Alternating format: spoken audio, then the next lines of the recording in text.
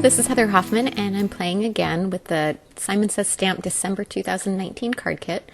This time I'm focusing mainly on the stencil in the kit. This is the Christmas Gnome Home 6x6 stencil, and I'm going to use both of the little tree images that are in this stencil to kind of create a fun winter scene. I'm using my Distress Oxides and that fabulous blending brush that also came in the kit. I have other blending brushes, but I'm just using this one for this card, so I'm using it for several colors, but Distress Oxides clean off pretty easily, so it's not too much of a problem. I used some post-it tape to kind of mask off the parts of the stencil that I didn't want to use, and then I'm just kind of arranging the stencil where I want it, stenciling over the top. You might notice on that one I kind of forgot the edge of the stencil there, and I got a little bit of a line, but when I do the other trees I'll cover that up, so it all works out in the end. But after that I went ahead and masked off that side too, because it was just something I hadn't thought about that, because the first one I stenciled was off the edge on the other side, so then it didn't matter. Alright, I kind of did those at different heights and just tried to make them very little, so if some of them looked closer, some of them looked further away, and I did all of that with Cracked Pistachio Distress Oxide ink. I always love how those inks blend just like butter. It's beautiful. And I'm using two different shades of a similar color, so I'm moving from Cracked Pistachio for the bigger trees to Evergreen BOUGH for the smaller little tree that I'm going to use there. I'm doing the same thing just to mask off the part I'm not using, and this time I was smart and went ahead and masked off the top and the bottom right at the beginning, because this tree was super close to that edge, so I knew that the minute I started blending I'd have lines on the outside and no way to cover it up. So I positioned that first tree so it covers up that little overlap spot that I had, and then I did the same thing and I just kind of raised and lowered the level and went along and just kind of added trees until I was happy with the finished arrangement. This one little tree stencil, I love that just by making it further up or lower down you can make it into taller trees or shorter trees, and I kind of overlapped them just slightly too to give a little bit more of a realistic effect. And then at the very end I put one kind of falling off the edge there too. And then a little tiny short one right in front, and that kind of finishes off, one more there, and then that finishes off the bottom of that scene. So I'm going to clean my stencil off. I'm just using, these are baby wipes that I'm using to clean off. The page that I used to do my blending on, that's a sheet protector that I slip a piece of white printer paper into. It's something I'll use a lot for ink blending, and it's easy to clean and keeps my work surface clean.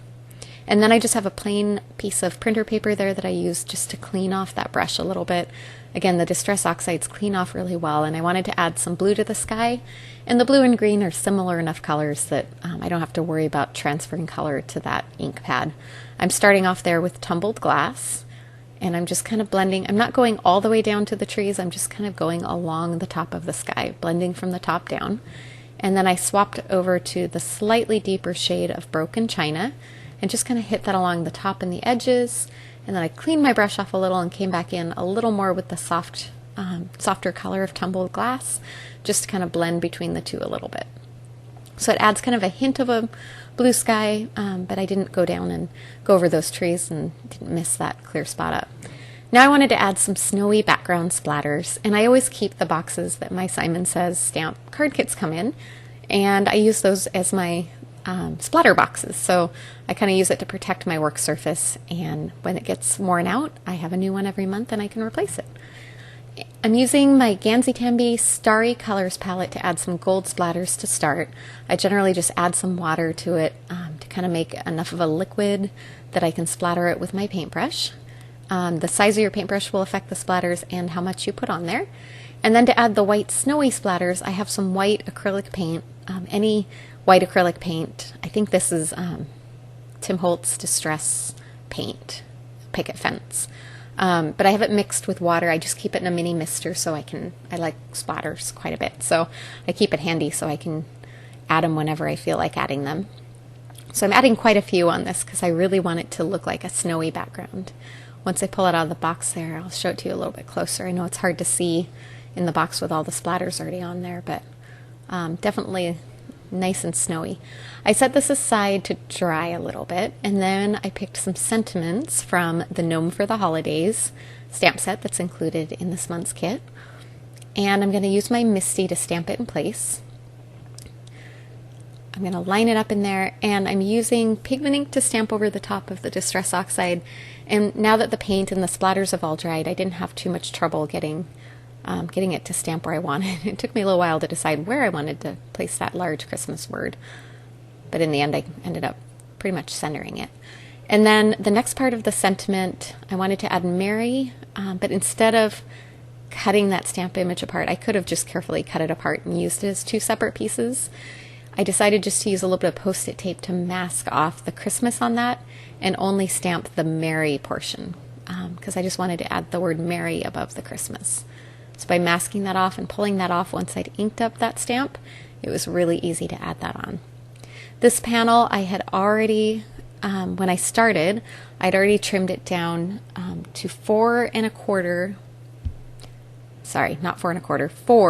5 1/4. Basically a 1/4 inch on each side, smaller than an A2 card. So I've already got it trimmed down to a smaller size, so I don't have to trim it down to place it on my card front and leave a border around. All right, one finishing touch, I wanted to kind of reinforce that snowy background feeling, so I grabbed a few of the small little snowflake images from the stamp set, and I'm just randomly stamping those around in black ink. Black seems maybe a little like an odd color for adding snowflakes, but I kind of thought it was a little fun with the sentiment, and it helped kind of pull all those colors together a little bit better than if I'd done it in a softer color. And I just kind of randomly scattered them. I did 3 different sizes, so I kind of tried to group them together and scatter them randomly around that sentiment.